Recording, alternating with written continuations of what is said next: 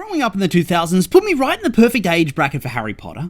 I remember going to the book releases, the first weekend opening of the movies, the old merchandise that was released based on the books before the movies came out, watching the final book premiere on TV with the red carpet and then the final movie premiere as well. It was a huge cultural moment spanning close to 15 years, with books and films releasing alongside one another. So to get another adaptation right around now feels like a good time. The films have had their moment to breathe, and I think a lot of fans are craving good Wizarding World content after the disaster that was the Fantastic Beasts franchise.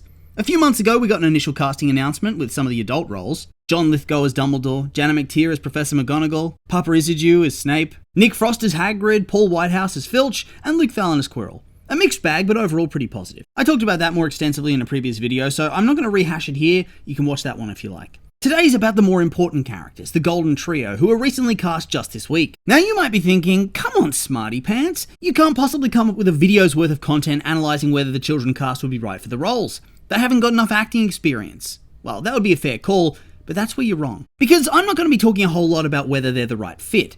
Only the casting directors really know that, considering they're so young. My video today is going to be about everyone's reception, good and bad, and why I think that even from a well-meaning place, people just speak before they think, and why that's a bad thing. Before we dive into that though, I think it's fair that we give some attention to the children that have been cast. We have Dominic McLaughlin as Harry, Alistair Stout as Ron, and Arabella Stanton as Hermione. To me, they look perfect, definitely leap off the page type of casting in my eyes. I have no critiques whatsoever in that regard. It's almost scary how much the new Harry looks like Dan to me. It's like a multiverse version of him. To be honest, I wasn't really sure how the casting was going to go. After the Percy Jackson casting, which varied widely from the book descriptions in a physical sense, it was difficult to gauge whether Harry Potter would go down that same route. They didn't, and for that I do think there's been significantly less complaining. I'm not saying that that's a good reason to not cast diverse kids, but I do think that's some of the reasoning as to why casting directors might have leaned away from that type of choice. We weren't in the casting room. We don't know who they considered, so it's difficult to say. But with how the internet's reacted over the past couple of years with adults, let alone children like Leah from Percy Jackson, I don't think you could really fault them for wanting to avoid that type of backlash, especially when it comes to kids' mental health. In spite of this though, there has still been complaints. Yes, still.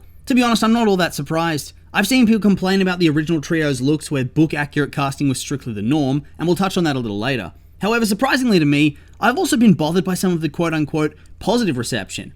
That might seem contradictory, but I'll have to dive deeper to explain.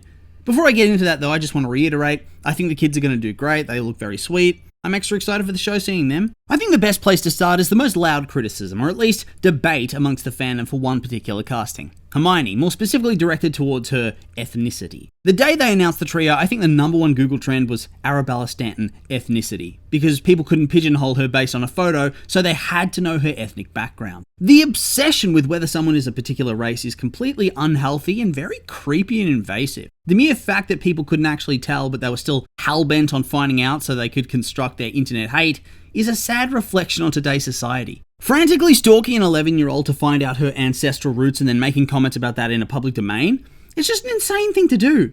I get it, you love the franchise, you love the character, but this is a warning sign that you need to seek help.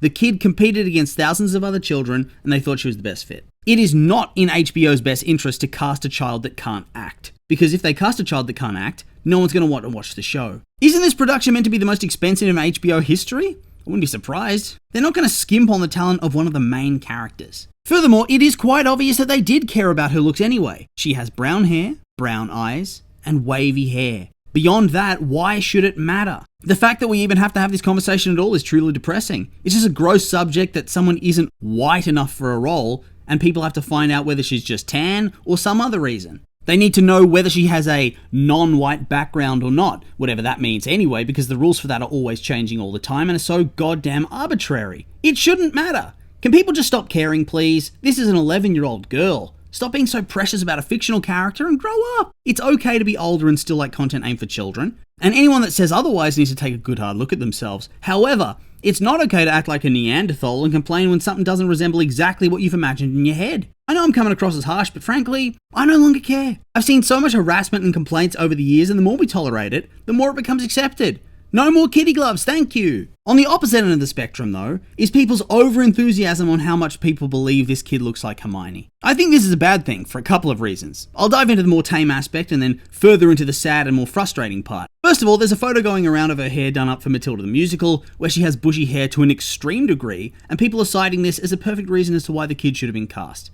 Now, I'm not saying that shouldn't play into the fact that Hermione as a character has bushy, frizzy hair, but I feel like that this descriptor has been taken to a cartoonish level. For one, in the photo we've seen, it's clear that her hair is not naturally to the level that is styled for Matilda. I'm not saying they can't style it that way for the show, but pointing to this as a reason as to why she should have been cast feels as though they're saying she actually looks like that, and it's just not true. Second of all, there's this perception that Hermione has some insane level of hair volume that encompasses a 30cm radius around her entire head.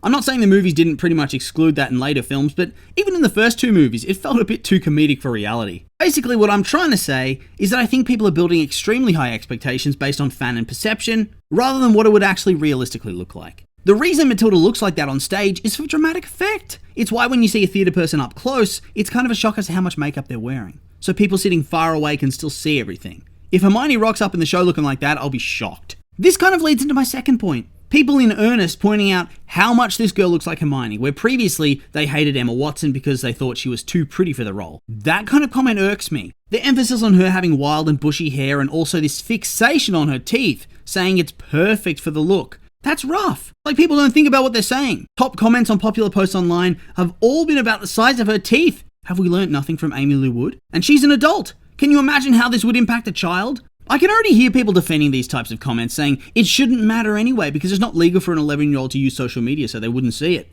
And whilst that's true, we know it's not heavily regulated and that kids are online, and even if it isn't her, it could be a friend, a school peer, anyone in her life could use this against her. Not to mention how it shapes other kids who are allowed online as young as 13 and their perception of how you should treat somebody. It's not okay to comment on things like that, it's weird. Especially when it seems like the fan perception is that Hermione is unattractive. I mean, to me this is a stupid assumption anyway. Yeah, sure, world famous seeker who plays in the Quidditch World Cup asked the unattractive girl to the Yule Ball. That shouldn't matter though. It's just terrible behaviour, and whilst it might be coming from a place of excitement, it's wrong when you're talking about the qualities that seem to be viewed in an extremely negative light by a large group of people. Why can't people just say the kids look sweet or something like that and they're excited? That's all you need to say, Jesus! Adding to this insanity is the overall fan obsession about how the kids need to look exactly how the characters are described in the book. I've genuinely seen people assume or hope that the casting directors looked at the children's parents or ancestry to see whether the kids would grow to an acceptable height. This is in particular to Ron. They also suggested using AI to estimate how they'd age so they'd still look like their characters. Does this not sound insane to anybody else? Am I so out of touch? What on earth does it matter as to whether Ron is tall in the show? Seriously, I can't understand this. It also puts insane pressure on the kids, with fan perception being that they might be acceptable now, but if you don't grow up a certain way physically, you'll have failed that character. Who cares about your acting performance if you don't reach my preferred height? Is this not icky and gross to anybody else? Imagine being this obsessed about a child playing a fictional character. Excuse me, I have to go and vomit. It doesn't stop there though, because there's also Harry's eyes we got to think about. People scouring the web for more photos of this kid to get a close-up of his eye colour. The consensus now seems that he has a blue-grey shade, and people don't feel that's close enough, so they're asking him to either wear contact lenses or for them to digitally correct the colour in the show. Are people aware that only about 2% of the world's population even have green eyes? 2%! That's not even counting how many people of that percentage also have dark hair. The idea that this kid isn't perfect because he doesn't have the green eyes is ridiculous. Also, I have to put it out there because I can already hear the comments before people have even gotten to this part of the video. Yes, it's important for Harry and his mother to have the same type of eyes, but in case you didn't watch the movies, which I strongly suspect that people that complain about this didn't, she did. In every movie, adult Lily has the same eyes as Harry. The only time she doesn't is when they do that flashback segment with the young child who has brown eyes. Obviously, it was not ideal, but it's become verbatim at this point that the movies just didn't care, and Lily didn't have the same eyes as Harry ever, but she did. Anyway, my point is this. The shade doesn't matter. His eyes are going to look different in each shot depending on lighting anyway. You could point to a particular frame even if he did have the green eyes and say, oh, that's inaccurate, it actually looks more grey here. This obsession, when he already looks so close to the description but still somehow falls short, is mind-boggling, and at this stage just makes me angry. What more could these kids do to make you happy? I knew this was coming though, especially after how the fans have treated Dan, Rupert and Emma online. The amount of hate and complaints I've seen for these three over the years is just endless. I'm largely on Reddit and YouTube, so I have no idea what the general consensus is on other social media platforms, but I can't think it's all that different. If someone posts a picture of a drawing of the characters as they're depicted in the movies,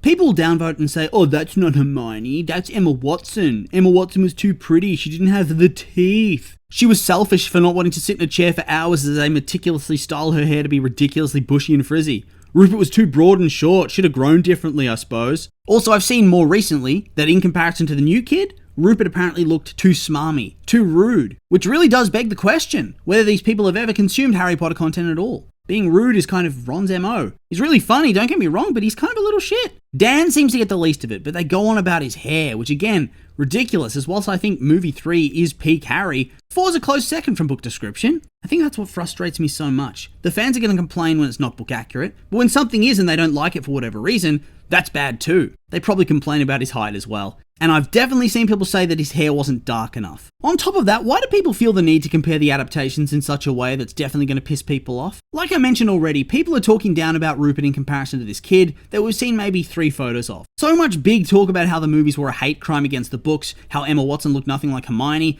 I can't understand where people get these opinions. Were they alive during the 2000s, or at least consciously aware? The movies have their issues, I'll grant you that, but by and large they're good adaptations. Key word there, adaptation. They got the heart of the story and were largely beloved. Where are all those people now? Why is there such revisionist history against these movies? It's not like they were the Percy Jackson films, and even that fandom can largely acknowledge that at least the first of those was enjoyable, even if it wasn't accurate. You'd think that these films were so heinously awful if you took a quick glance online, but it's just not true. I'm very excited for this new version because I get to see more of the world and delve deeper into the story. I'll get to see things that weren't able to be squeezed into a 2-hour format. More slice-of-life moments and character depth. However, I don't feel the need to shit on the movies because they couldn't serve that up. I'll happily critique certain parts and admit that they disappointed me here and there, but overall they were fun, and creating this competition between the 2 adaptations is a recipe for disaster. You're dealing with people's nostalgia, and just because someone likes the movies doesn't mean that they don't also like the books, and can't wait to see what they bring to the TV show. Fans shouldn't be divided about when and how they came to the fandom, and what they like or don't like. And disrespect should be called out, which I feel as though isn't happening. I mean, the writing was always on the wall that fans were going to be unabashedly cringeworthy when it came to the kids being cast, but still it frustrates me.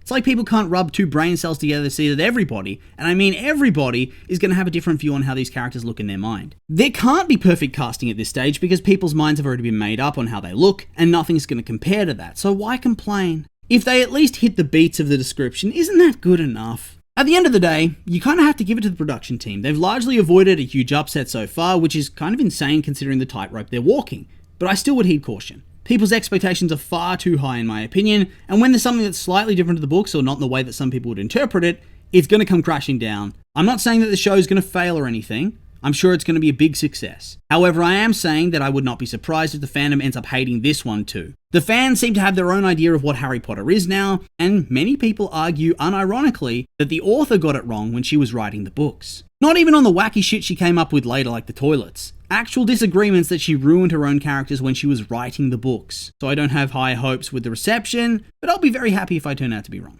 In any case, I thought I should make this video to bring some sanity into the discussion and hopefully find some like-minded people that can restore my faith in the fandom. My final note is for people to just stop being crazy about the kids and treat them with respect. That's it, no ifs, no buts. Just treat them with kindness. I've already seen people complaining about a theoretical casting for Draco, so let's do our best to change that mentality and just have fun with it. I'm unsure if there's going to be more casting announcements, but if there is, I hope this video has helped in some way and that some people are going to think twice before they say something stupid.